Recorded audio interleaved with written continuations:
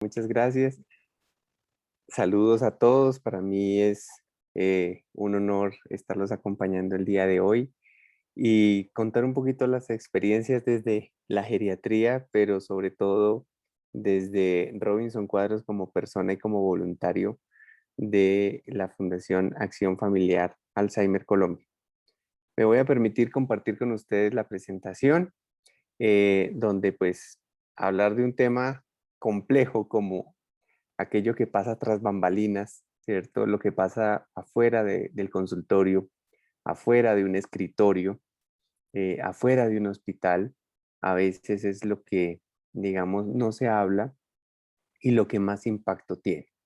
Entonces, digamos, desde mi vivir como cuidador, como persona que explora cada vez más los retos que tiene la enfermedad de Alzheimer,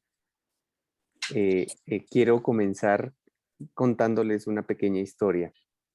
Cuando yo me graduó de geriatría de la Universidad Nacional de Colombia, en ese momento éramos muy pocos geriatras en el país. Todavía seguimos siendo muy pocos, porque ustedes saben que Colombia se acerca a los 7 millones de personas mayores de 60 años.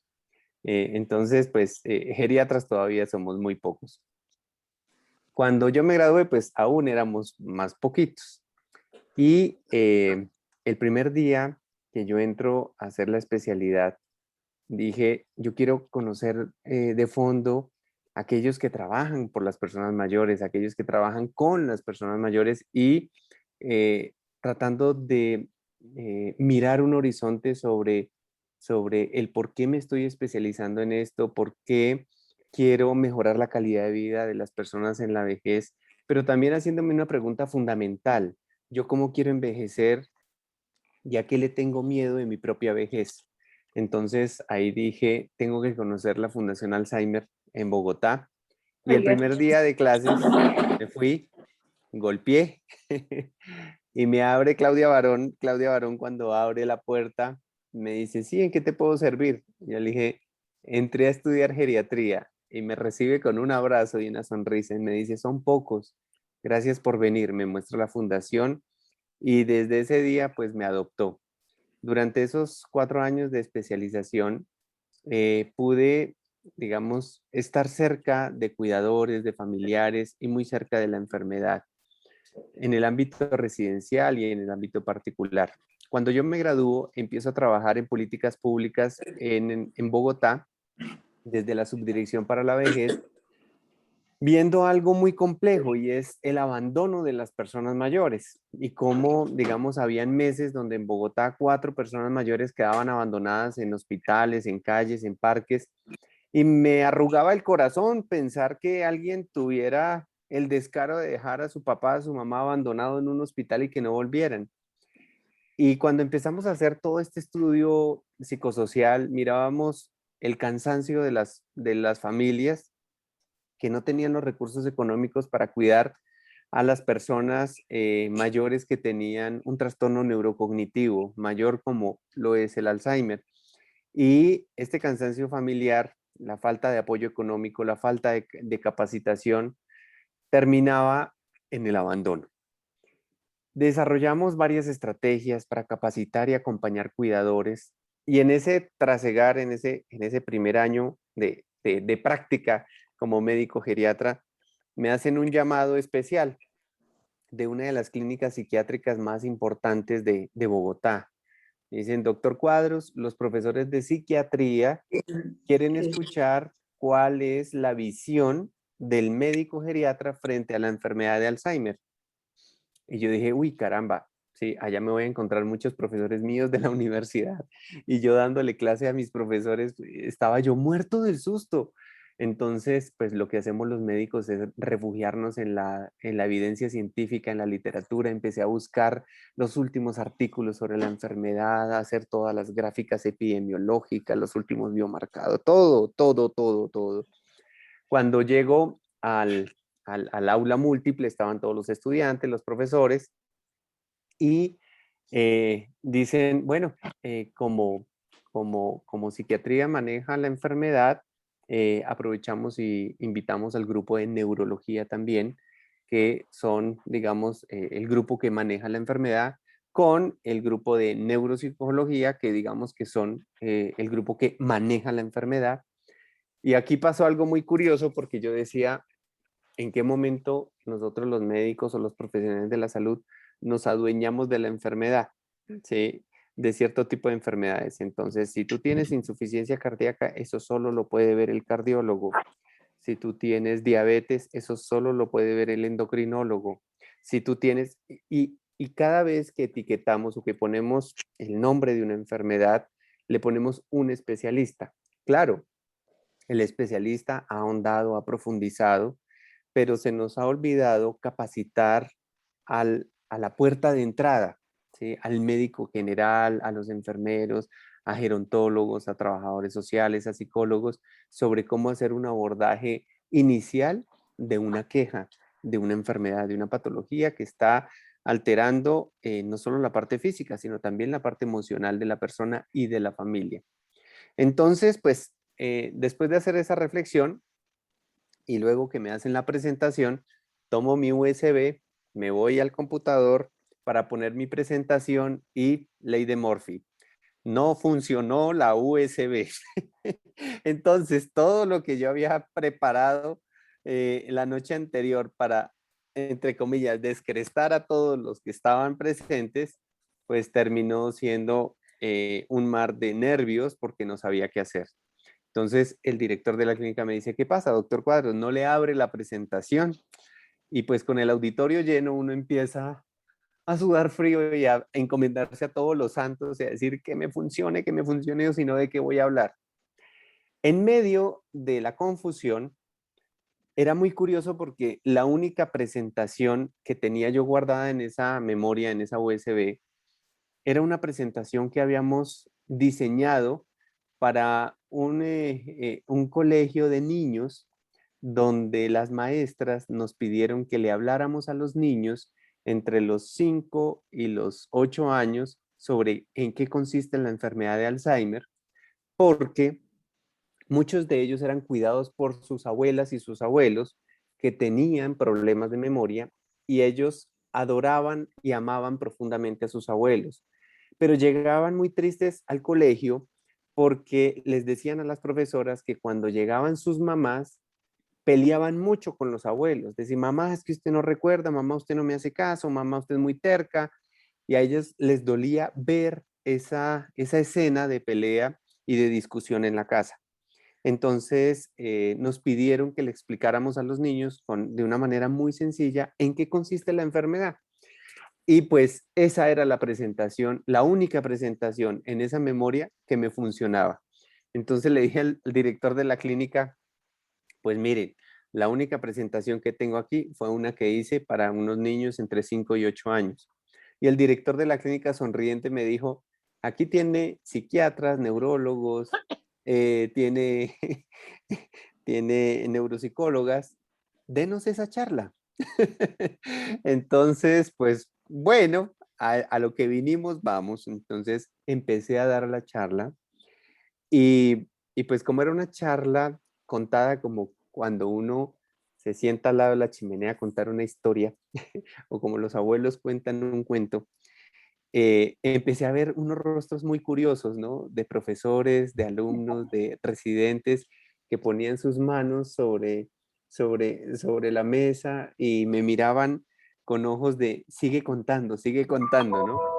Y fue un momento muy mágico porque en medio de esta presentación les hablaba sobre cómo nosotros, los profesionales de la salud, también envejecemos y cómo en medio de ese envejecimiento le tenemos mucho miedo a la vejez, precisamente porque recibimos la parte dura de la vejez, las discapacidades, las demencias, y esto hace que muchas veces no nos querramos pensionar y no sabemos hacer otra cosa sino estudiar, estudiar, estudiar y nunca nos quitamos la bata. Entonces empezaron a surgir varios sentimientos en el auditorio, algunos empezaron a llorar. Uno de los profesores empezó a contar que su esposa estaba empezando a tener problemas de memoria, se le quebró la voz Y fue un momento mágico porque dejamos de ser médicos en ese momento y empezamos a vernos como personas. Y creo que cuando hablamos de este tipo de enfermedades tan complejas, creo que debemos ir mucho más allá de la bata y de lo que representamos, sino siempre tener una relación horizontal. Acompañar es sentir lo que el otro siente. Y esto nos enseña que no somos dueños de las enfermedades y que necesitamos no solo capacitar a los profesionales de la salud de primera línea, sino también a la sociedad, a las familias, a los cuidadores. A veces desdibujamos Doctor, ¿sí? ¿Perdón? yo lo interrumpo aprovechando que pasó la presentación. Claro, Muy linda la historia y de verdad inspiradora. Y me da pena de verdad cortarlo en plena inspiración, pero es para tranquila. recordarles a todos que como estamos en una sala de reunión, les agradecemos apagar mientras tanto sus cámaras y sus micrófonos para que de pronto no vaya a haber interferencia con la charla del doctor. Entonces revisen de pronto si tienen, porque a veces sin querer se nos prende la cámara y el micrófono y cuando ya él haga preguntas ya pues tienen la oportunidad de abrirlo y después lo vuelven a cerrar. Y en la parte de abajo está el chat, ahí pueden también consignar, perdón, sus preguntas o comentarios. Y listo, ya, no interrumpo por ahora. Gracias. Gracias, Alejandra. Pues bueno, digamos que cuando estamos fuera del consultorio y cuando hacemos consulta domiciliaria, cuando recibimos la consulta médica en un parque, ¿sí? En una cafetería y escuchamos el sentir de una esposa, de un esposo angustiado por lo que está pasando, de una hija que renunció a su vida por cuidar a su mamá y empieza a decir, mi mamá está muy ansiosa, está muy agresiva, no sé cómo manejarla. Y lo más triste fue que fui al médico y el médico me dice, pues no se preocupe, por ahora seguimos igual, ¿sí? Y, y muchos familiares me dicen, "Ay, doctor, cuánto me gustaría decirle a ese médico, doctor, le voy a dejar a mi mamá 8 días y me cuenta a ver cómo le va". Por eso pongo de ejemplo al águila, que siempre la fotografían de lado, porque de frente pues es otro panorama. ¿Sí? Doctor, aquí le dejo a mi papá para que usted lo cuide y me cuenta a ver cómo le va. Ponernos en los zapatos del otro se nos dificulta mucho y por eso descubrir lo que pasa al interior de la casa genera mucha angustia y la angustia del médico es que se le atrase la consulta por estar escuchando tantas cosas. Por eso necesitamos capacitarnos para hacer una consulta efectiva. Yo siempre le recomiendo a los familiares, lleven en una hojita escrito lo que más les ha impactado, lo último que ha ocurrido y lo que más les preocupa. ¿Por qué? Porque a veces hablar de estos temas delante de la persona que tiene el problema de memoria puede desencadenar rabia, frustración, angustia, nerviosismo e incluso episodios de agresividad en medio de la consulta. ¿Por qué tenemos que capacitar? Dirán ustedes. Se supone que los médicos ya saben de este tema. Pues no lo saben, todavía siguen diagnosticando demencia senil, siguen diciendo que eso es parte de la edad. Y para, digamos, aterrizar este tema, me fui a los cubos de información del Ministerio de Salud, donde trabajé un par de años actualizando la política colombiana de envejecimiento humano y vejez y también dándole impulso a lo que luego se convirtieron pues las guías nacionales para hablar sobre esta enfermedad. En los cubos de información donde se llevan los registros médicos a nivel nacional, miren ustedes que a cada enfermedad se le pone un código. Y si ustedes miran, el código de Alzheimer, ¿sí?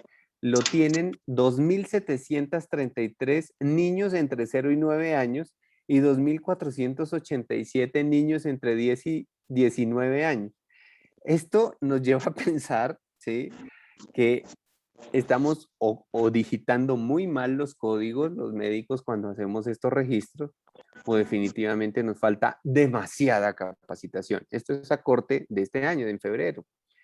Entonces, es difícil, de acuerdo a la formación que tenemos, pasar de la teoría a la práctica. Por eso este grupo de neurociencias de la Universidad de Antioquia, lo que hemos hecho con el programa de ayuda a las familias en la Universidad Nacional, lo que hacemos en las fundaciones de Alzheimer en las diferentes regiones del país, es pasar de esta teoría a la práctica.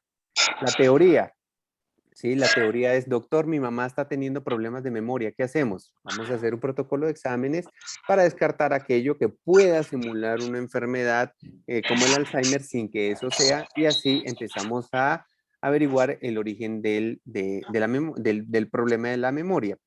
Luego podemos, digamos, tomar unas imágenes cerebrales, un PET scan, una resonancia magnética para identificar las áreas del cerebro comprometidas. Luego vamos a establecer unos biomarcadores, podemos hacer un perfil genético, hacer las pruebas neuropsicológicas, descartar patologías o enfermedades que puedan simular la enfermedad y hacer los diagnósticos diferenciales y en una clínica de memoria, por consenso, como nos lo dice el Gold Standard, hacer un diagnóstico. ¿Sí? Vas a meter la vaina, vas a Entonces, la vaina esa. después de hacer esta entrada sistemática para el abordaje de la enfermedad, ¿qué sigue?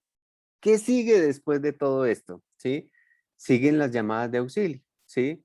Y las llamadas de auxilio desde la estigmatización de una enfermedad. Yo recibo llamadas aún de, de personas que me dicen, aló, con el doctor Cuadritos. Yo sí, con él.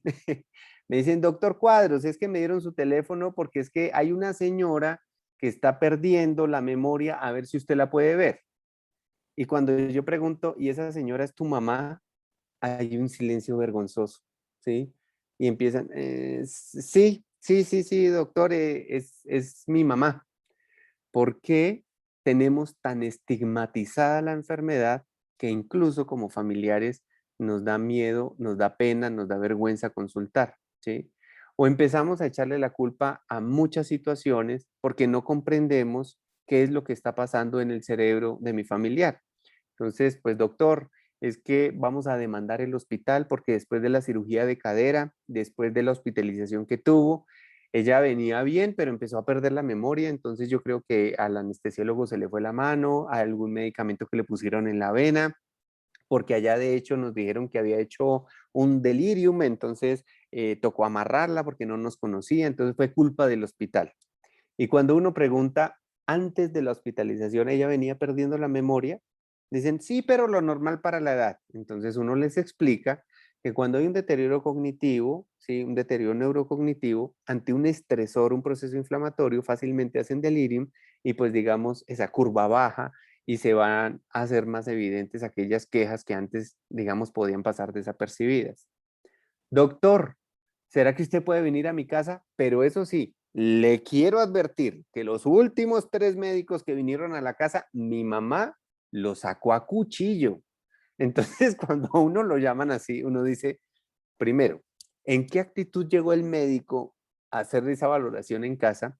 Y lo segundo es, ¿por qué le dejan cuchillos a esta señora si es tan agresiva? ¿Sí? O, doctor, mi papá quiere tener relaciones con la mascota. ¿Qué hacemos? Doctor, como nos ha pasado con la fundación, que nos llaman del Baupés, del Guavinía, de La Guajira, y nos dicen, doctor, es que aquí pues en nuestro municipio no hay especialistas. Y ya le hemos hecho varios exorcismos, le hemos dado caldo de chulo, le hemos hecho yo no sé qué más, y empiezan a contar un montón de, de situaciones que ocurren alrededor de una enfermedad porque se asocia con cambios comportamentales de una enfermedad psiquiátrica y esto pues digamos acelera todos los imaginarios que hay alrededor. Cómo nosotros tenemos una deuda importante como país multicultural en evaluar y ver cómo se vive la enfermedad en una comunidad indígena, cómo se vive el Alzheimer siendo habitante de calle, cómo se vive la enfermedad siendo LGTBI, siendo migrante, ¿sí? Porque esto requiere un enfoque diferencial y humanizado. Esposas que me llaman, doctor, Usted me ha dicho que en casos de ansiedad uno le podía dar un poquito de quetiapina. Mire, yo le di 8 tabletas porque estaba súper cansón mi esposo y eso sigue ansioso. Y uno le dice, no, espérate, ¿para qué es la quetiapina? ¿Qué es lo que busco? ¿Cómo primero hacemos un escaneo de qué es lo que está generando la ansiedad para poder intervenir? O aquellas personas, aquellas familias que terminan infantilizando pues a su familiar, ¿no? No, doctor, es que con la enfermedad se volvió como niña, ¿sí? Entonces buscamos un jardín de amiguitos donde ella fuera y le hicieran esos procesos de neuroestimulación, pero ya la han echado de esos 3 jardines por pelear con sus compañeritos. Miren ustedes el lenguaje, ¿sí? La han echado de 3 jardines por pelear con sus compañeritos. Y esto nos lleva a pensar que al infantilizarla, al infantilizar una persona, al tratarla, estamos borrando todo su historial y claramente estamos generando maltrato. Este tipo de situaciones, digamos como médicos, como terapeutas, como acompañantes, debemos saber responder de manera clara, concisa y generar herramientas que tranquilicen. ¿Por qué? Porque el problema de la enfermedad es que la persona está en un riesgo constante, ¿sí? Vemos noticias a nivel mundial de situaciones que se presentan, ¿sí? Miren, entró a robar departamento de mujer con Alzheimer y víctima le sirvió el desayuno. Aquí en Bogotá hemos descubierto varias bandas, ¿sí? Que se dedican, bandas delincuenciales, que se dedican solo a personas con Alzheimer. Mujeres que llegan a los clubes y buscan estos hombres mayores que tienen problemas de memoria, los enamoran, les hacen firmar de todo. Estos son problemas reales que tenemos que mirarlos, ¿sí? Mujeres solitarias con problemas de memoria que son engañadas, ¿sí? Que son estafadas, que son extorsionadas en medio de la enfermedad. Esto es una enfermedad que debemos abordarla desde una mirada médica, pero claramente desde una gran mirada social. Miren ustedes lo que pasó en China. ¿Sí? Persona con Alzheimer sale por la ventana de un edificio, desciende 9 pisos. Su ventana del piso 14 la abrió porque sentía calor. Su hija se fue a trabajar, la dejó con llave para que no se saliera y no se perdiera. Ella sintió calor y se le hizo muy fácil bajar por las ventanas. Los bomberos la rescataron en el piso quinto. Pero entonces ahí uno se pregunta, cuando a uno le dicen, doctor, nadie muere de Alzheimer, ¿sí? Sino mueren de la dependencia funcional o los trastornos motrices de la enfermedad en la medida que avanza. Pero esta señora, si le hubiera pasado algo, ¿sí? Si se pasa una avenida, si toma su vehículo y empieza a conducir por una vía que, que lleva un solo sentido y va en contravía, pues miremos todos estos riesgos. Entonces, luego de hacer un diagnóstico, yo le digo a mis colegas, por favor, dejen de recetar pendejadas, dejen de recetar cosas que no se consiguen en ninguna droguería, que no vienen en tabletas, que no vienen en inyecciones, que no vienen en suplementos, que es la famosa paciencia.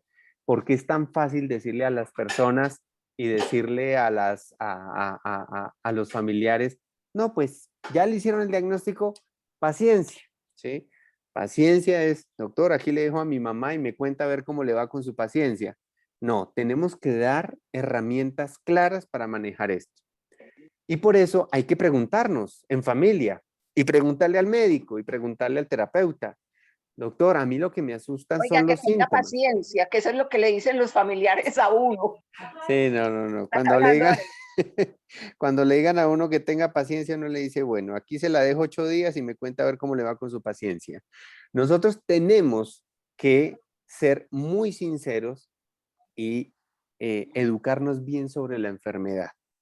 ¿Qué síntomas son propios de la enfermedad? ¿Qué síntomas no son propios de la enfermedad? Porque cuando hacemos los talleres con las familias, empiezan muchos a levantar la mano. Doctor Cuadros, es que mi suegra tuvo Alzheimer y ahora pues mi señora.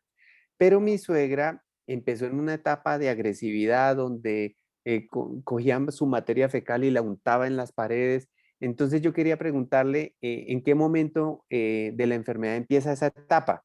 Uno tiene que ser muy claro y decir eso, la etapa de la agresividad no existe dentro de la enfermedad de Alzheimer, ¿sí?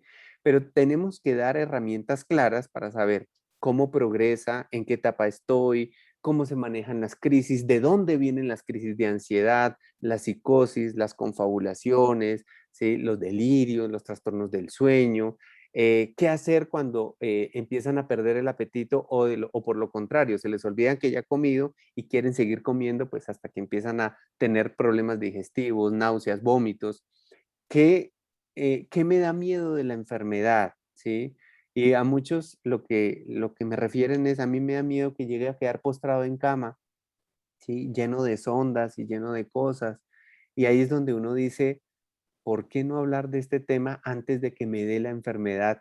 Y esperemos que no me dé, pero ¿por qué no lo hablamos con nuestros hijos? ¿Sí? Porque si tenemos cerca a una persona con la enfermedad, nos está enseñando mucho y nos está dando un mensaje grande y es, yo cómo estoy planeando mi vejez, ¿sí? ¿Y qué quiero? ¿Cuáles son mis voluntades anticipadas?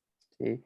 ¿Qué hacer para que la familia no se agote en el cuidado? Y estas son preguntas reales que tenemos que poner sobre la mesa para diseñar estrategias, tanto farmacológicas como no farmacológicas. Miren ustedes, en el último reporte de la Asociación Internacional de Alzheimer, le preguntaban a la gente en general, ¿sí? Que si usted considera que las personas con Alzheimer son peligrosas. En Colombia, el 41% de las personas de la calle piensan que las personas con Alzheimer son peligrosas, ¿sí? Miren, Argentina, El Salvador, México, son peligrosas. Y cuando a mí me venden una enfermedad como peligrosa, ¿qué hago? Aislarla, ¿sí? Medicarla, doparla, esconderla, porque eso culturalmente lo hemos venido haciendo con las enfermedades psiquiátricas. ¿O porque piensan que los primeros llamados manicomios se hacían a las afueras de las ciudades o quedaban en el sótano o en el último piso de los hospitales? Porque eran enfermedades vergonzantes. Entonces, de hecho, ahora, en estos días, había una polémica por estas villas, ¿sí? Estas villas especializadas en Alzheimer, donde son villas construidas 20 o 30 años arquitectónicamente, donde los médicos, los terapéuticas van disfrazados del panadero, del cartero, y donde estas personas viven en unos sitios muy lindos, encerrados en unas villas especializadas en Alzheimer. Entonces me decían, qué linda iniciativa lo que están haciendo en Europa, ¿no, doctor Cuadros? Y yo les decía, pues es lo mismo que se hacía con los pacientes psiquiátricos hace 4 o 5 siglos, pero pues estas tienen una connotación hotelera. ¿Cómo nosotros, digamos, debemos transformar este lenguaje, no para aislar a las personas con la enfermedad, sino para que la sociedad sea amigable con las personas con Alzheimer? Y esto es un reto que tenemos todos los que compartimos, convivimos o trabajamos con las personas mayores. Y para esto, lo primero que tenemos que hacer es cambiar nuestro lenguaje, ¿sí? Cuando nos dicen qué es lo que más agota al cuidador, qué es lo que más agota al familiar, pues el familiar dice, es que no me hace caso, es que está muy terca, es que no comprende, es que le repito y no obedece, ¿sí? Y es porque ese lenguaje racional, ¿sí? Se va perdiendo, pero en compensación se va ganando el lenguaje emocional. ¿Cómo empieza nuestro lenguaje emocional? Con la mirada. Por eso las neuropsicólogas le dicen a uno, si usted va a trabajar con personas mayores y con personas que tienen algún trastorno neurocognitivo, quítese la mirada de pescado. Entonces yo decía, ¿cómo hace que quítese la mirada de pescado? Me decía, claro, mire usted una mojarrita nadando, mírele los ojitos, mírele la mirada, sáquela y luego frítela. La mirada no le cambia, es una mirada ausente, inexpresiva, vacía. Y muchas veces nosotros vemos a nuestros seres queridos, a las personas que amamos, así, con una mirada perdida en el horizonte, sin conexión emocional. Si mi conexión emocional empieza por la mirada, fijémonos cómo tenemos nuestro rostro. cómo es nuestro tono de voz, cómo es nuestra postura corporal. Porque digamos, es el primer paso para generar empatía, ¿sí?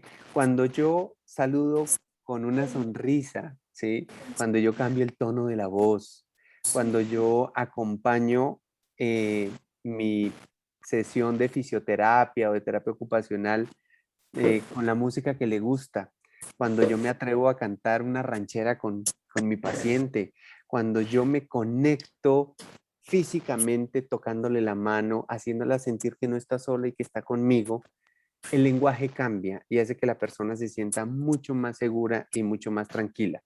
Por eso, como lo dice el meme, mejor quédate con quien te mire así. Tenemos que humanizar la atención en personas con trastornos neurocognitivos mayores. Pero en general tenemos que humanizar la atención centrada en las capacidades de las personas mayores. Y ya les voy a profundizar sobre este tema que es muy lindo. Escuchar necesidades es algo a lo que nos formaron siempre.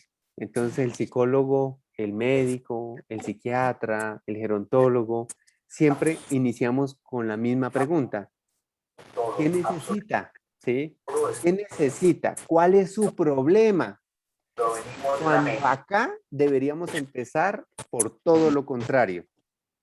¿Cuáles son sus capacidades? ¿Qué lo hace a usted especial? ¿Qué lo hace ser una persona diferente? Porque cuando nos centramos en las necesidades, empieza la lluvia de quejadera, ¿no? La quejadera, doctor, es que se le están olvidando las fechas, es que cada vez está más calladita, se pone muy ansiosa, sobre todo con ese famoso síndrome del atardecer, se le refunden las cosas, entonces encontramos en la nevera el control remoto, se le pierden el dinero, anda toda paranoide, sobre todo con una nuera que nunca quiso, pero ahora mejor dicho, y no quiere bañarse. Y uno empieza la quejadera. Cuando uno voltea la torta y empieza por las capacidades, ¿sí? Pero cuénteme, ¿qué le gusta a su mamá? Bueno, ella siempre fue muy buena bailarina, pero ahora por la edad dice que eso, pues que ya no, que eso era cuando joven, pero yo sé que a ella le encanta bailar. Le encanta, doctor, algo que nosotros no comprendemos como hijos y es que le gusta barrer. Ahora con el medio de la enfermedad ella es feliz barriendo, pero nosotros tenemos empleada de servicio y ella no deja y ella es feliz barriendo, pero pues parece que eso la hace sentir útil. Hay otra cosa, doctor, y es que ella no recuerda bien las fechas y siempre nos cuenta el mismo cuento, la misma copla, el mismo poema y eso sí, eso se lo sabe de memoria. Es muy religiosa y se conecta espiritualmente cuando le tocamos esos temas. Camina y le encanta caminar todo el día y claramente ella come muy bien. Cuando uno se fija en las capacidades, empieza a mirar cómo estas herramientas, estas capacidades me van a ayudar a trabajar sobre las necesidades, ¿sí? Porque si no le gusta bañarse y yo sé cuál es su canción favorita, pues es que esa es la canción que debe acompañarla en la ducha, ¿sí? Y empezamos a generar diferentes estrategias que nos hacen ser creativos y pararnos sobre las capacidades y no sobre las debilidades, ¿sí? Cuando yo fui a visitar a una señora de la costa caribe colombiana, que su hijo médico me decía, doctor, dele un psicoestimulante, dele cocaína, marihuana, dele algo a mi mamá para que se despierte porque, doctor, llegamos a visitarla y todo el tiempo dormida y ella no toma ningún medicamento, pero ese Alzheimer la tiene agotada. Llegamos y dormida. Y cuando llego a visitar a esta señora, me dice, hola, doctor, ¿cómo está? Yo, bien. ¿Cómo estás tú? Me dice, muy bien. Y yo, bueno, ¿y alguna queja? Decía, no, yo vivo feliz escuchando aquí mis vallenatos, decía ella. Y yo le decía, ¿y de la memoria cómo estás? Me dice, ah, muy bien, doctor. Aunque tengo un hijo que es médico que me dice que yo tengo esta enfermedad de moda, ¿cómo es que se llama? El Alzheimer. Dice que yo tengo Alzheimer, doctor, que eso a donde a uno se le olvidan las cosas. Y a mí, de manera imprudente, le dije, no se preocupe que el Alzheimer no duele. Y ella me cambió totalmente la cara y me dijo, doctor, qué pena con usted, ¿cómo así que no duele? Usted no sabe lo duro que es para mí que mis hijos me lleguen a preguntar, mamá, que cómo es la fecha, mamá, que cómo se llaman los nietos. preguntas tan pendejas, me decía ella, que no sé cómo responderlas y me empiezo a angustiar. Pero doctor, ¿él quiere que le cuente un secreto? Yo descubrí la solución a eso. Y yo, cuéntame. Me dice, cada vez que llegan mis hijos, yo me hago la dormida para que no me pregunten. Normal, ¿sí ven cómo los seres humanos nos defendemos ante los ataques? Pero como todos nos creemos terapeutas, ¿sí? Optamos la posición de profesor jerárquica, donde mamá, ¿qué día es hoy? ¿Cómo se llaman los nietos? Cuéntame cómo se llaman tus hermanos, cuéntame. Y uno piensa que al poner la prueba le está mejorando la memoria y lo que muchas veces hacemos es desencadenar inseguridad. Entonces, si le gusta siempre contar la misma copla, animémosla a que nos cuente la misma copla. Ay, esa copla que tú decías que lo del armadillo, ¿cómo es? Y entonces vuelven y otra vez y se sienten bien. Por eso yo siempre le digo a las familias que en esta consulta fuera del consultorio es importante sentarnos y hacer un mapa emocional. El mapa emocional de la persona me permite descubrirla y redescubrirla como persona.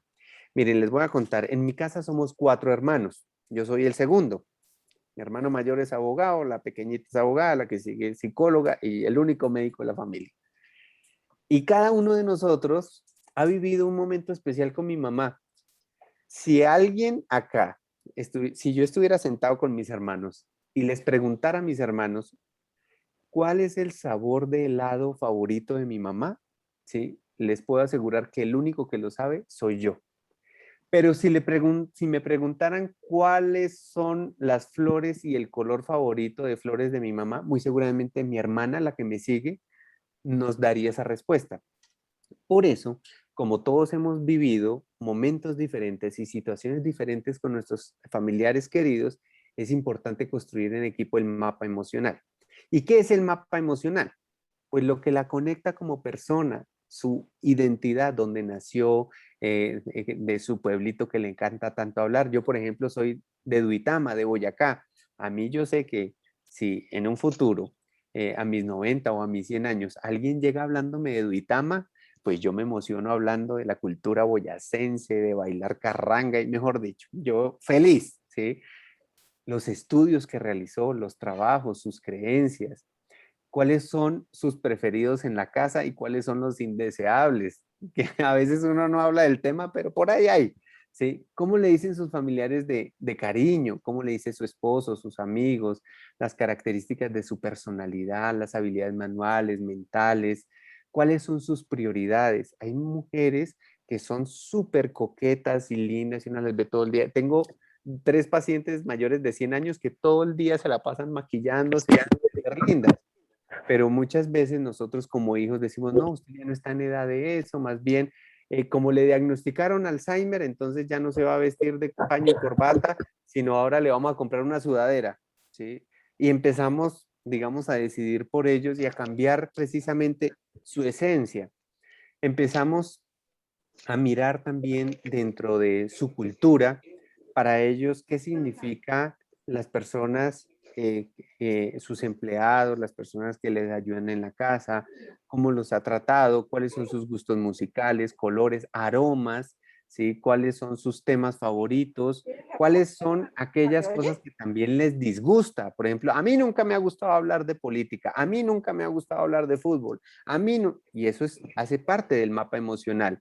¿Cuáles son los programas de televisión que más le gustaban? ¿Sí? Ay, que nunca pudo olvidar la novela de La Fiera, ¿sí?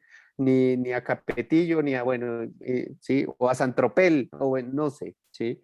La radio, cómo se conectan con la radio, los juegos, ¿qué la hace sentir segura?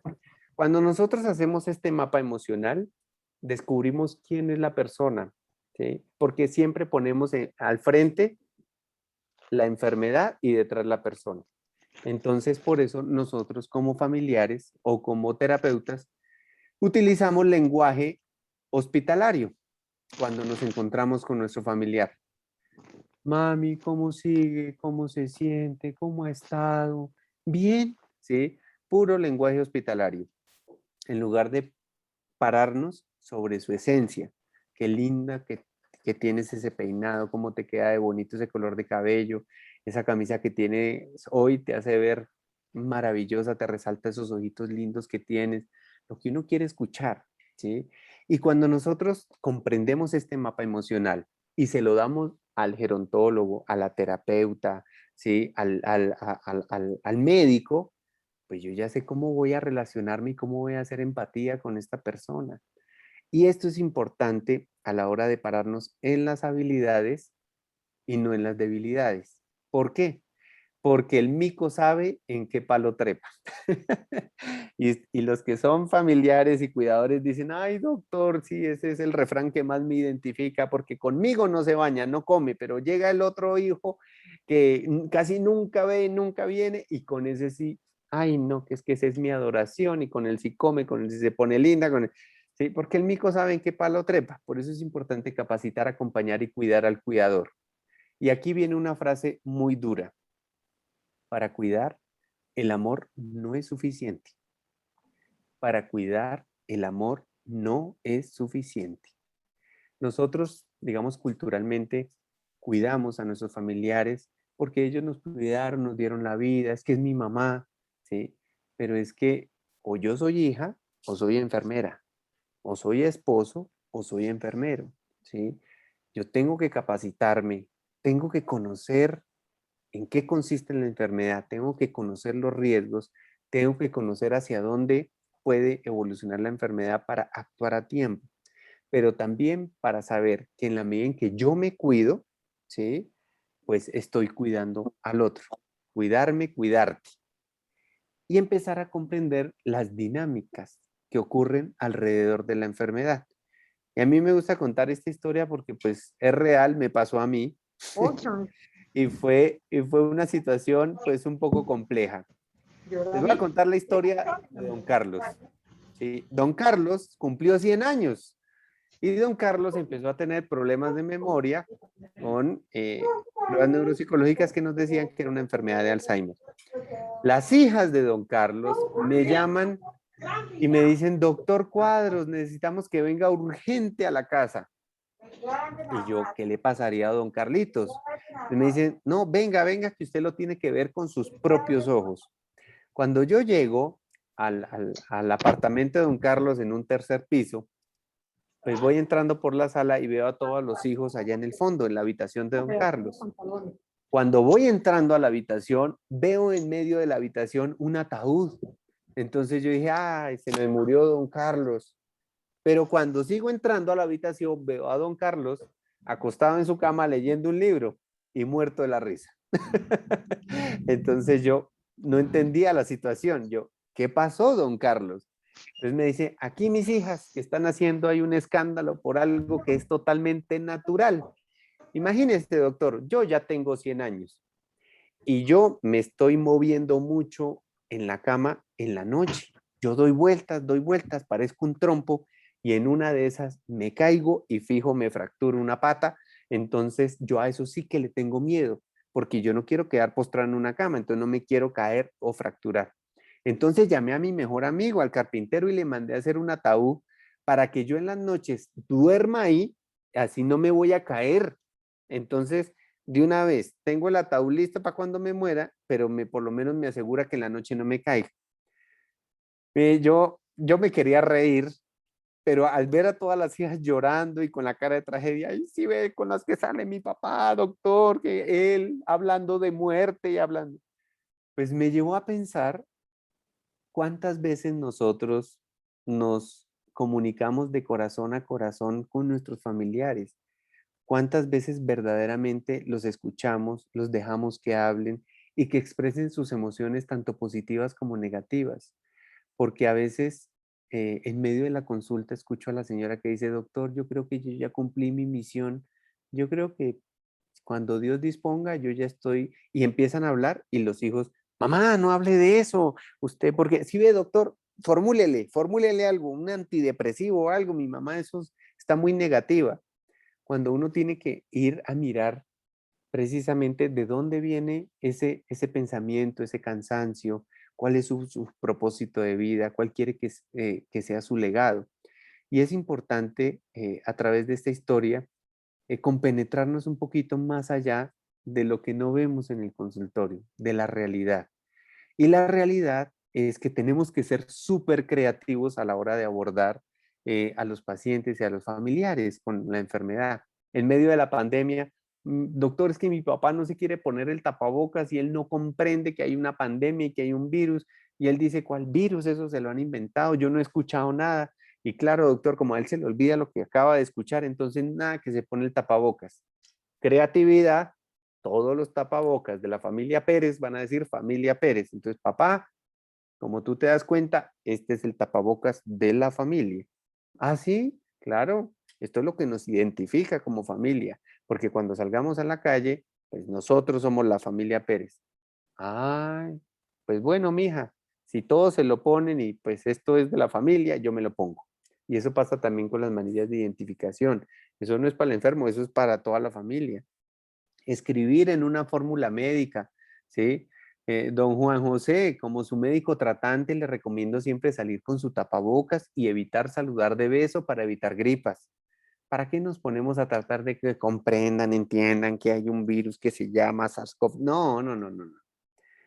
En medio de la pandemia, una esposa me decía, doctor, necesito que me ayuden, mis hijos están fuera del país, mi esposo es ortopedista y él ya cumplió 90 años y desde hace 20 años dejó de trabajar y ahora a las 4 o 5 de la tarde empieza, me voy porque en el consultorio me están esperando, tengo un montonón de pacientes ahí y él ya no trabaja y no sé cómo manejar la situación. Le hemos dado muchos medicamentos psiquiátricos, calmantes y no mejora y no mejora. Lo veo es como trabado, dormido, pero aún así él se quiere ir. Entonces aquí viene la creatividad. ¿Qué lo motiva a él? ¿Qué le gusta? Y la esposa me dijo, doctor, o sea, yo con algo que veo que él se conecta muy bien es con la radio. Hay una emisora que a él le gusta mucho que es Radio Recuerdos, porque le traen las canciones de su papá y bueno, y a él le encanta Radio Recuerdos y es con lo único que digamos uno logra mantener su atención. Entonces le dije, ahí está, hagamos un programa grabado de Radio Recuerdos. Entonces, muy buenas tardes, queridos oyentes. Hoy en Radio Recuerdos queremos darle un saludo muy especial a uno de nuestros oyentes más fieles, el doctor quien hoy precisamente nos está escuchando y queremos dedicarle una de sus canciones favoritas. Por favor, doctor, escuche esta canción que desde Radio Recuerdos se la queremos dedicar con todo nuestro cariño. Y hicimos un programa radial, ¿sí? Y le íbamos colocando las canciones que más le gustábamos y le íbamos saludando. Y la esposa me decía, ay, doctorcito, cuando él dice, me tengo que ir porque tengo consulta, yo le digo, mijo, lo están nombrando en la radio. Y él, ¿cómo así? Entonces se devuelve, le pongo la grabación, ay, doctor, usted no se imagina la felicidad de mi marido, ya no le estamos dando ningún medicamento, él se queda feliz, canta sus canciones y dice, sí ve, mija, que hay gente en este país que aún no lo valora, mire cómo me saludan en la radio. Entonces, sí, esta creatividad que no viene escrita en ningún libro, sino que lo aprendemos del contacto con los familiares, es lo que tenemos que transmitir entre familia y familia en estos grupos de respiro, a través de las fundaciones, a través de los grupos de apoyo, donde empezamos a mirar cómo se establecen estrategias. En la noche, por ejemplo, en el vagabundeo nocturno, muchos dicen, no, doctor, él toda la noche camina y camina como buscando algo. ¿Y qué es lo que buscan? La puerta para salirse. Muchas familias dicen, no, doctor, colocamos un cuadro grandísimo en la puerta en las noches y pues él da la vuelta, como no encuentra la puerta, pues vuelve y se acuesta. O simplemente se la pasa en medio de la ansiedad en el baño, en el baño, en el baño y va y se lava las manos, se lava la cara y vuelve y otra vez al baño. Entonces colocamos un letrero que área restringida, estamos fumigando, regrese a las 8 de la mañana y nos ha funcionado muy bien. O en la noche cuando se despierta angustiada. Entonces al frente le colocamos un letrero con la cara sonriente de todos los familiares que le dijimos, mamá, esta casa es tuya, te la regalamos todos los que te amamos. Y cuando ella se levanta angustiada, dice, ay, es que me regalaron esta casa, vea pues, tan generosos. Entonces, pues disfrutarla, pero mañana me voy para mi casa. Entonces, sí, claro, mamá. Evitar peleas, evitar discusiones, bajar ansiedad. Esta sensación de trasteo que muchos les da y en la noche bajan los cuadros, alistan ropa, alistan maleta porque se tienen que ir. Hay que saberles dar un manejo para evitar que ellos entren en riesgo. ¿En riesgo de qué? De caerse por estarse encaramando por allá en el closet o de empezar a repetir ropa o de empezar a tener infecciones urinarias o estreñimientos por, digamos, alteraciones en el aseo. Entonces, hay que simplificar. Entonces, en las visitas domiciliarias es muy lindo encontrar el tablero donde todos los días colocamos qué día es hoy, si es el día de la independencia, si es el día del orgullo antioqueño, si es, bueno, no sé, el desfile de los silleteros. Si le colocamos algo que lo vincule emocionalmente, esto genera seguridad. ¿Por qué? Porque se levanta y por lo menos sabe qué fecha es hoy. Que le colocamos letreritos, que aquí van las llaves, que aquí va la ropa sucia, que esta es la llave para cerrar el gas, ¿sí? Que es muy difícil decirle, mamá, ¿qué quiere desayunar? Sobre todo cuando las etapas van avanzando, la enfermedad va avanzando. Decirle, mamá, ¿qué quieres desayunar? Es una pregunta muy compleja, pero si yo le tengo un menú con foticos y le digo, jugo de naranja o jugo de papaya, arepa, ¿sí? O envuelto, ¿sí? Entonces, si es más fácil simplificar la comunicación, ellos también se sienten más seguros. O a veces hemos visto en varias casas que colocan avisos de qué quiere expresar la persona. ¿Tienes dolor? ¿Tienes ganas de ir al baño? Y ellos, digamos, muchas veces se comunican así. También el baúl secreto, que funciona muy bien. Doctor, es que él es obsesionado con el dinero. Entonces, le compramos estos billetes didácticos, que porque pues ya no los identifica bien entre los normales y los que son didácticos, y en su baúlito le tenemos ahí una arrume de dinero. Entonces, cuando empieza, que me tengo que ir al banco, que es que no tengo platica, entonces, papá, acuérdese que en su baúl secreto, ahí tiene usted unos ahorritos para cualquier emergencia. ¿Cuál baúl? Entonces uno vaya en el closet de él, le abre el baúl y dice, ay, caramba, yo no sé, si ves que la memoria me está fallando y eso baja la ansiedad. Y en ese baúl secreto empiezan a aparecer medias, el control remoto, las llaves, y uno sabe que a veces ellos en medio de esa inseguridad van guardando sus cositas. Muchos hijos me dicen doctor o esposos me dicen doctor, se volvió codependiente, yo no puedo salir ni a la esquina porque empieza a decir, claro, usted se va, el otro día se fue, me dejó aquí tirada, como yo para usted ya no valgo. Entonces, 3 minutos que yo me desaparezco y yo ya, mejor dicho, eso se vuelve en un acabose, entonces ya no puedo salir de la casa. Entonces ahí es cuando yo les digo, hagamos reemplazos emocionales. Mándate tomar una foto bien bonita, bien activo, donde, bien sonriente, donde le diga, ya vuelvo, mamá, ya vuelvo, amor, te amo, ¿sí? Y cuando tú no estés, la pones en un lugar muy visible, de tal manera que si ella empieza nerviosa porque no te ve, pues cuando vea la cama, cuando vea la foto, pues, y el letrero, eso va a ayudar a bajar ansiedad. Claramente, cuando tú llegas, retiras la foto porque es un reemplazo emocional. Anticipar el riesgo, no solo con la manillita de identificación, ahora pues con GPS, sino también saber cómo manejamos el dinero. Yo les decía a ustedes que hay muchas personas que abusan económicamente y esto hay que saberlo manejar.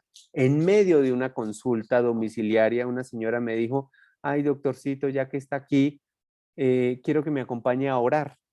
Y yo le dije, bueno, tengo un tiempito, yo te acompaño a orar. Y ella fue prendiendo las velas y las colocó al pie de la cortina.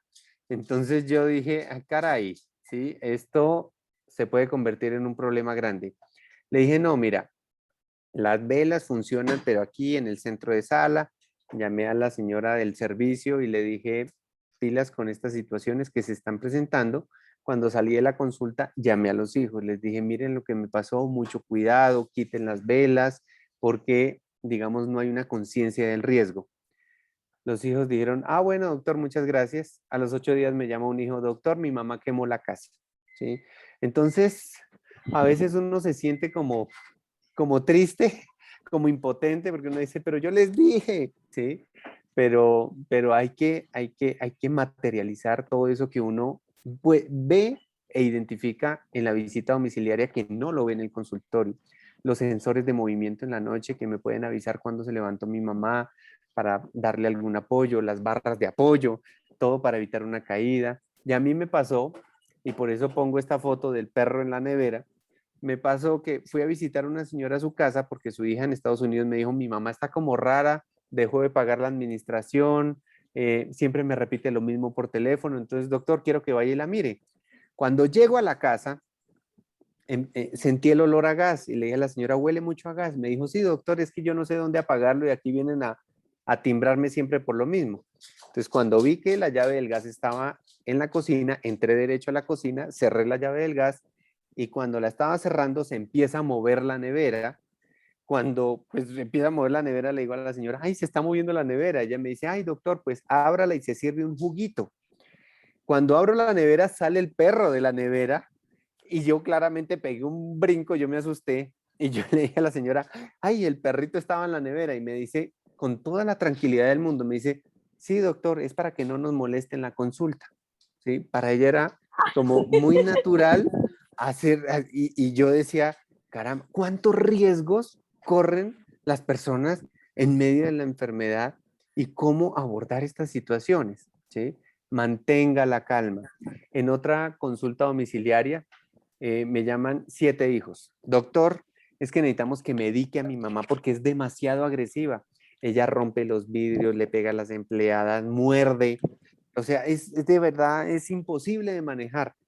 Y yo, bueno, ¿y qué le están dando? Y cuando me hacen un listado de medicamentos psiquiátricos como para dormir un caballo, yo digo, pero ¿y ni eso le sirve? Y dicen, no, es que ni eso le sirve, doctor.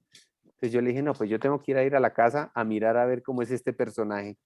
Cuando llego, me encuentro a los hijos y una señora de 85 años, de 1,50 de estatura, con 2 trencitas y unas gafas grandes, que uno dice, ay, qué hermosura de mujer, ¿cierto? Uno dice que de esas que le gusta a uno como abrazar, y uno dice, esta es la peligrosa, ¿sí? Este es el mosquito y lo que pica, esta es la peligrosa. Entonces, yo pensaba para mi interior, yo decía, pero esta señora, soy más peligroso yo. Entonces la señora, ay, doctor Cuadros, muchas gracias por venir a mi casa, espérese un poquitico. Y cuando delante de todos la señora va a la cocina, coge el Zampic, el limpiapisos, sirve en un vaso, pone una bandejita y me lo trae. Me dice, doctor, para la sed. Cuando yo le iba a recibir el vaso, una de las hijas le dice, mamá, no sea bruta, usted va a matar al médico, no se da cuenta que eso es para limpiar pisos, usted, es que usted no comprende, y empieza a hacer así, no es que usted no comprende.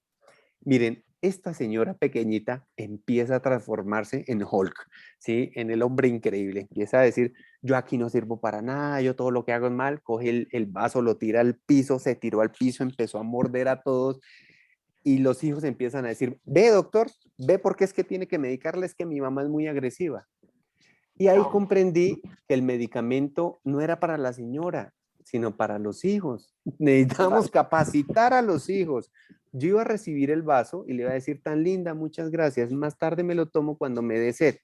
Y le iba a decir a los hijos, mucho cuidado, hay que saber cómo manejar estas situaciones, no le dejen esto a la mano, porque así como me lo ofreció a mí, también se lo puede tomar ella. Entonces, la comunicación es fundamental. No hay que reaccionar impulsivamente, no hay que enfrentarse ni pedir explicaciones en el momento en que la persona está nerviosa. No hay que levantar la voz ni gritarla, ni mucho menos algo que he visto lamentablemente más de lo común es burlarse de su comportamiento, ¿sí? No tocar a la persona de manera Sí, inesperada. porque Nos ha Está pasado sin muchas planchar, veces cuando que está la ropa sin planchar la dejo ahí, por ahí hay porque un allá me la micrófono deja allá. abierto. Yo ahorita la recojo. Por ahí hay un micrófono abierto, creo que es de Elizabeth. Em, para que lo cierres, Elizabeth. Gracias.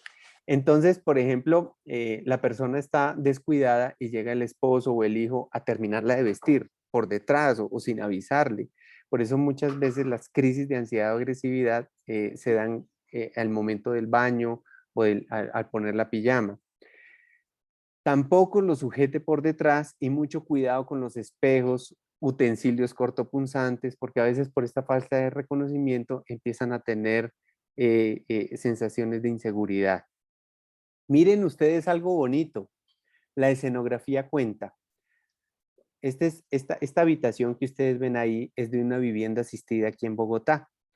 En esta vivienda asistida, los hijos que llegaron de Estados Unidos nos dijeron, mi mamá está con un Alzheimer muy fuerte, no quiere comer, no quiere hacer nada, necesita cuidado especial y en la casa no hay cuidadora que le aguante. Entonces necesitamos, doctor, que llevarla a una vivienda asistida, a un hogar donde tenga terapias, donde la cuiden, porque todos vivimos fuera. Pero ella no sale de la casa por nada del mundo. Y nosotros, ¿y por qué no sale de la casa? Cuando fuimos a visitarla, lo que la conecta emocionalmente con su casa era su ventana. Ella se la pasaba todo el día sentada en su ventana mirando para afuera. Entonces dijimos a los hijos, ploteemos la ventana, ¿sí? El paisaje de la ventana, y llevémosela a la vivienda asistida, así como ustedes lo ven ahí al frente de la cama. Cuando llegó el primer día a vivir allá, la señora lo que nos dijo fue, no es linda la vista que yo tengo aquí desde mi casa, es que mi casa es lo más lindo. Y ya, se adaptó más rápido de lo que los hijos pensaban. Pero también nos ocurre, por otro lado, que los hijos dicen, ay no, mi mamita aquí solita, para hacerla sentir segura le empezamos a poner todas las fotos de mi papá, porque ya es viuda hace 20 años, y yo no sé por qué está tan nerviosa y tan ansiosa, doctor. Y uno dice, pues, ¿cómo era la relación con su papá? Ah, no, pues es que mi papá era muy violento con ella, la traicionó, era el peor marido que puede existir. Y uno le dice, pero entonces, ¿por qué le ponen las fotos de este hombre ahí? No hagamos esa tortura emocional. O cuando llega Halloween, ¿sí? Y decimos, vamos a decorar la casa con murciélagos, con esqueletos, con calaveras. Y uno dice, a ver, ¿sí? Sentido común. La escenografía cuenta. Si yo cambio la escenografía, si yo le genero inseguridad, pues más ansiosa va a estar. Es importante proteger, pero no sobreproteger y anular. Muchos, sobre todo hombres, quieren seguir manejando. Entonces, uno como médico puede colocar, don Jaime, ¿sí? No conduzca vehículos por el momento, hasta nueva orden, lo quiero mucho, ¿sí? Y pues muchos hijos ya han aprendido a manejar, a cómo desconectar la bujía, cómo cambiar la llave, pero aún así, pues digamos, este es un tema muy difícil de manejar y uno tiene que manejarlo desde la emocionalidad. Cuando es posible, pues uno dice, no, papá, es que usted ha sido una persona tan importante, yo creo que pues cuando vaya a conducir, pues lo ideal es que vaya con un chofer, con una persona que lo lleve, pues usted es una persona importante y se lo merece. Y si no tenemos esas capacidades, pues tratar de venderle la idea que yo me siento más seguro si yo manejo, ¿sí? Que quiero darle una sorpresa, e ir cambiando lenta y progresivamente el lenguaje para sentir esa seguridad. Cuando tengo a mi mamá o a mi papá en una residencia geriátrica, es muy importante cuidar el lenguaje asertivo con los cuidadores. A ver, si yo busqué una ayuda especializada, no puedo desconocer que estas personas que están trabajando allí también se cansan, y es que cuidar cansa. Entonces, este es un diálogo que yo he visto en varias residencias. Vengo a visitar a mi mamá y estas enfermeras me reciben con 2 piedras en la mano, ¿sí? Y por dentro la enfermera, ya llegó esta señora que solo critica mi trabajo, para ella todo lo que hago es malo, ¿sí? Llegó a decirme que su papá tenía un poco de chocolate en la solapa, pero ella no tuvo en cuenta que esta mañana cuando lo estaba asistiendo en el baño, me pegó patadas, me mordió, ¿sí? O sea, para ella solo se fija en lo malo. ¿Sí? Familiar. Para mí es difícil ver a mi mamá en este estado, pero a mí no me puede ver débil. Y por dentro la enfermera. Ay, esta señora solo viene a llorar delante de la paciente y me la deja toda alborotada y empieza a contarle todos los problemas y lo que hace es dejármela mal. O sea, esta señora es un sol mientras que los hijos no vengan a visitarla. Muchos me han dicho eso. Estas enfermeras le ponen cuidado a todos menos a mi papá. ¿Será que le dan medicamentos a escondidas? Son unas brujas. Y por dentro la enfermera vieja criticona, si supiera cómo cuidamos a su papá, malagradecida. O lo que hemos visto también en algunos hogares, ¿sí? toca comprarme a la enfermera para que me chismosee la verdad de lo que hacen. Entonces, mijita, aquí le dejo un billetico aquí en su batica, usted me llama, anote mi WhatsApp, me va contando por ahí las cositas, si es que de verdad lo que dice mi mamá que la bañan con agua fría o que aquí hay un viejito que se le mete en las noches, me cuenta, ¿sí? Y a veces las enfermeras por ganarse una plática extra, hemos visto que empiezan a exagerar las cosas y empiezan a generar pues estas malas relaciones entre el paciente, la familia y el cuidado. Entonces, todo esto tenemos que saberlo manejar y ponerlo sobre la mesa porque esto es lo que no vemos en el consultorio. Amigos, amigas, yo los invito a que desde el rol que tengamos como médicos, como cuidadores, como gerontólogos, como enfermeras, como terapeutas, pongamos preguntas sobre el escritorio. Señora, ¿sí? Preguntarle al familiar, ¿usted sabe cuánto dura esta enfermedad o piensa más o menos cuánto puede durar? Y vamos a escuchar todo lo que dice un cuidador. Dicen, ay doctor, precisamente yo le quería decir que yo soy la peor hija del mundo. ¿Por qué me dices eso? Doctor, porque yo al ver que mi mamá se va deteriorando, yo en las noches cuando rezo digo, ay Diosito, ojalá que esto no dure mucho y que te lleve rápido a mi mamá, que no vaya a sufrir. Y después digo, ay, yo le estoy deseando la muerte a mi mamá, yo qué porquería de hija soy yo. Miren todo lo que hay detrás del cuidado y que tenemos que saberlo abordar. O cuando dicen, doctor, yo soy mala hija si me siento cansada cuidando, pero es que le pido apoyo a alguno de mis hermanos y nadie tiene tiempo. Y yo me siento pues cada vez más responsable, pero también más agotada. Doctor, ya no se quiere dejar bañar. ¿Alguien se ha muerto de mugre? ¿Qué pasa si, qué pasa si la dejo de bañar? Porque yo como médico recibo llamadas y las llamadas son, doctor, ¿usted sabe sedar a un paciente? Y yo, ¿por qué la pregunta? No, es que mi mamá hace 3 meses no se baña, entonces queremos que venga, le dé algún medicamento inyectado, la funda y así la restregamos y le quitamos todo el mugre. Y yo, no, esperen, no hay que ser violentos. Hay estrategias para bañar.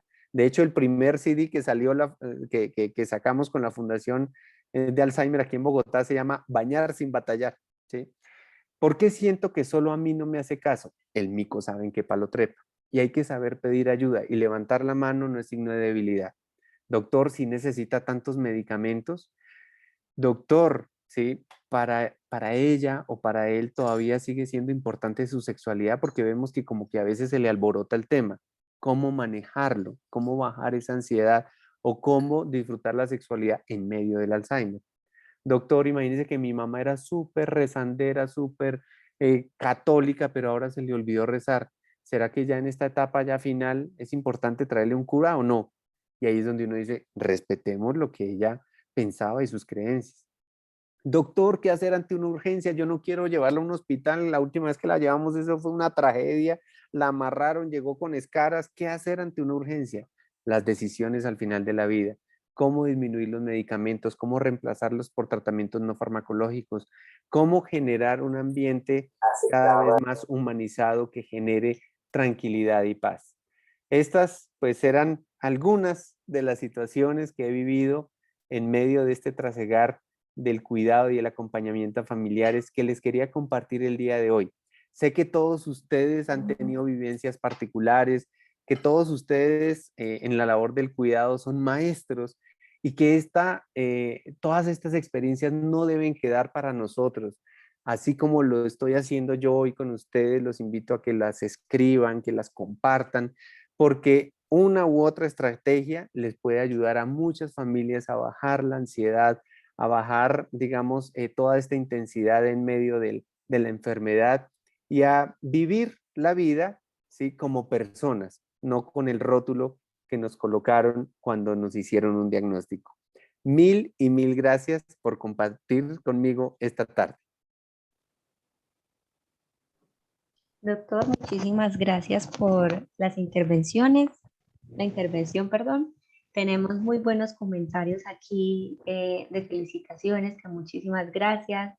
Qué excelente mapa emocional, bastante significativo este taller.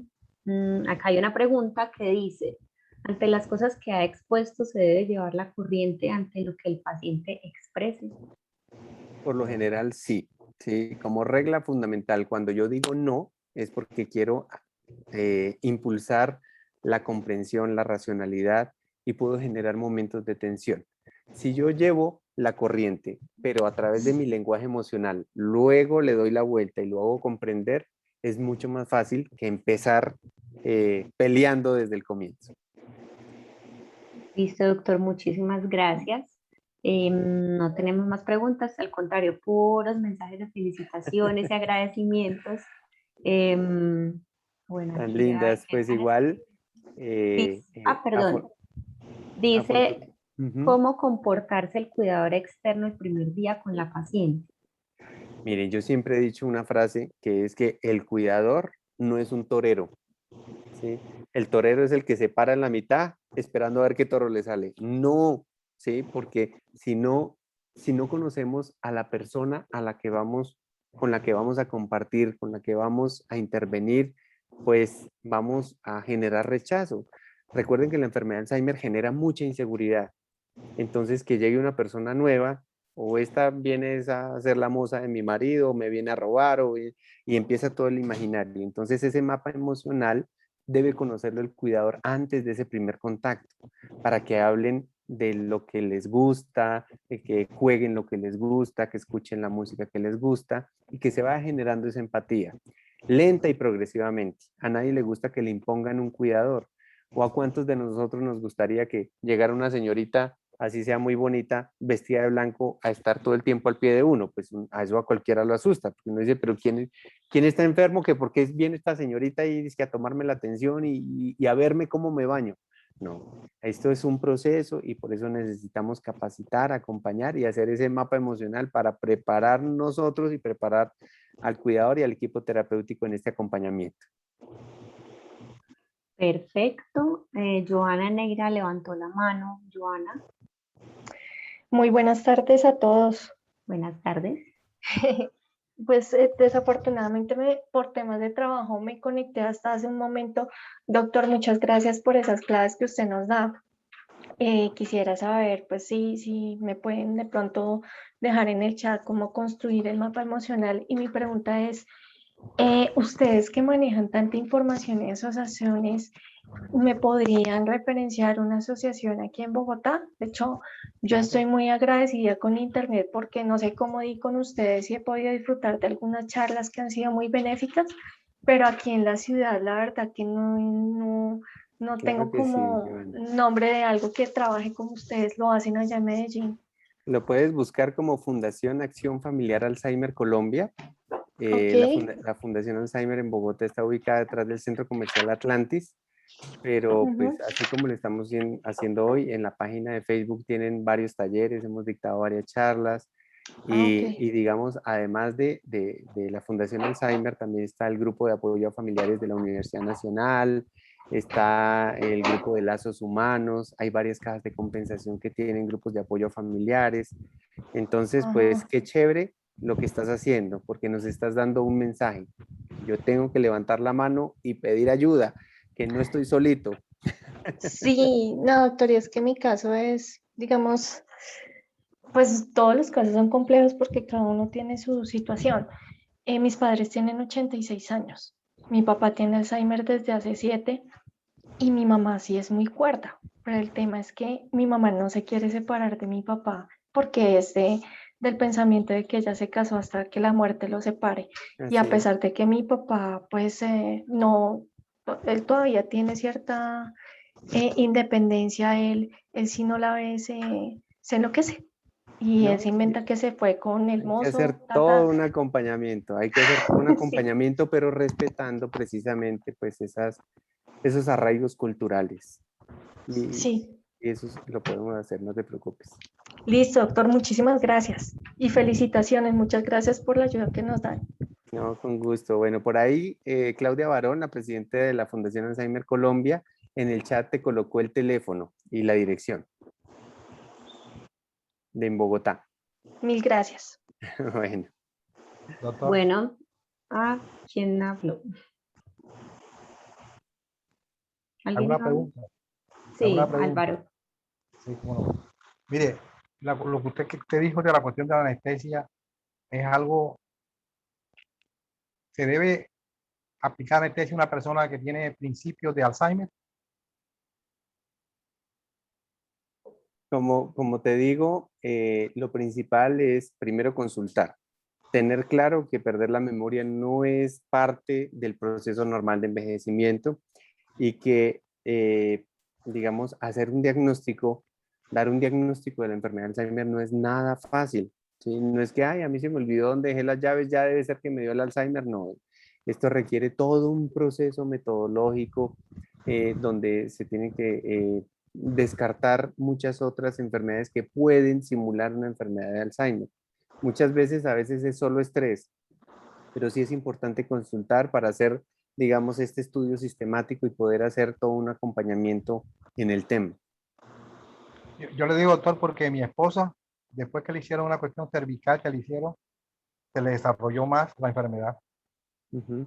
Sí, como lo decíamos al comienzo, digamos, cuando yo tengo problemas de memoria y estoy sometido a un estrés emocional, llámese la muerte de alguien cercano, una hospitalización, una intervención quirúrgica, nosotros vemos que, digamos, en ese curso lento y progresivo de la enfermedad, sí vemos unos bajonazos muy grandes que muchas veces se pueden intervenir para volver, digamos, al estado donde veníamos, pero otras no. Y por eso, digamos, es importante consultar para apoyarnos del grupo de neuropsicología, apoyarnos de terapias y mirar, digamos, en el contexto y en el entorno familiar cómo vamos haciendo este acompañamiento. Gracias, doctor. Un gusto. Esperanza.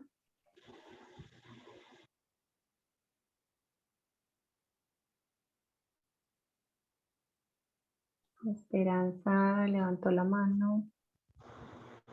¿Me oyen? Sí, un poquito lejos. Acá, mejor. Sigue hablando.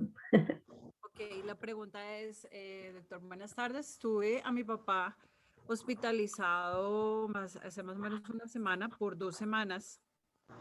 Tengo entendido que él pasó por un día. No sé qué le detonaría exactamente. Lo que tú mencionaste, el delirium. ¿Cómo manejar este delirium? Para mí fue terrible porque fue como que verlo pasar por todos los estados de ánimo. Gracias a Dios yo había escuchado charlas y creo que logré como controlarlo, pero fue muy impactante para mí. Así es, mira, estos estados de delirium son muy complejos de manejar, porque el delirium tiene dos espectros. El espectro de hiperexcitabilidad, donde están agresivos, no se hallan y digamos que por eso en las clínicas que nos falta capacitar mucho esta humanización del manejo de estas crisis para que eviten las sujeciones físicas o farmacológicas. Tenemos que abordarlo desde el manejo rápido y oportuno de lo que desencadenó la crisis. Pero también hay otro espectro del delirium, que es donde están totalmente hipoactivos, están adormilados, quietos y desganados, que uno dice, ve, hoy está como dormido, y no se da cuenta que puede ser una infección urinaria. El mensaje claro es, el delirium siempre va a tener un trasfondo orgánico. Entonces, si yo manejé el estreñimiento, se fue el delirium. Si manejé la infección urinaria, se fue el delirium. Si manejé la neumonía, se fue el delirium. Si manejé el dolor, se fue el delirium. Entonces, es siempre, digamos, en ese chequeo de qué lo descompensó, miramos internamente qué lo puede estar descompensando y luego externamente qué lo puede estar descompensando. Si soy yo el culpable de la descompensación porque llegué cargado, llegué, digamos, de mal humor o que simplemente en su entorno le cambié un cuadro a otro lado, le cambié el color de una pared o me puse a hablarle de que íbamos a vender su finca o me puse a hablar de la muerte de un amigo. ¿Qué lo pudo haber descompensado? Nos ayuda también a establecer lenguajes claros y metas claras para saber cuándo sí y cuándo no hacemos intervención farmacológica de la ansiedad. A veces pensamos que es la primera opción y no es así. Gracias, doctor. Vale, Esperanza. Bueno, doctor, ¿a dónde lo pueden contactar? Bueno, Un no. número, un correo. Mi correo es así, tal cual, Robinson Cuadros. A Me ver, parece lo- que yo no tengo Robinson Cuadros. el cintocayo. robinsoncuadros@hotmail.com. Aquí lo estoy poniendo. Sí. O en redes sociales, ahí pueden encontrar varias cositas. Robinson Cuadros, yo soy repetido, no cuadriculado, soy Cuadros. Y en Twitter me pueden encontrar como Cuadros Robinson, @Cuadros Robinson. Estoy para servirles. Afortunadamente, me comentaba Alejandra que va a quedar grabada la charla. Ya Está después grabada. ustedes después la podrán compartir con familiares y amigos y la idea es poder ayudar a muchas personas. Ok, doctor, y todos, muchísimas gracias. Ahí les apunté en el chat robinsoncuadros@hotmail.com y @cuadrosrobinson en Twitter, ¿cierto? También les comparto aquí el enlace de Zoom para la actividad que viene ahora. Tenemos un testimonio de Yolanda Vendríez de APICA Barranquilla, una otra asociación, y después tendremos una sorpresa musical. Entonces, los esperamos en ese enlace que les acabo de poner. No es este mismo, es otro. Y bueno, muchísimas gracias. Que estén muy bien y fue muy enriquecedor este espacio. Doctor, muchas Ya gracias. confiamos. Feliz tarde. Gracias a ustedes. Gracias. Abrazos a Gracias, todos. buena tarde. Buena tarde, gracias.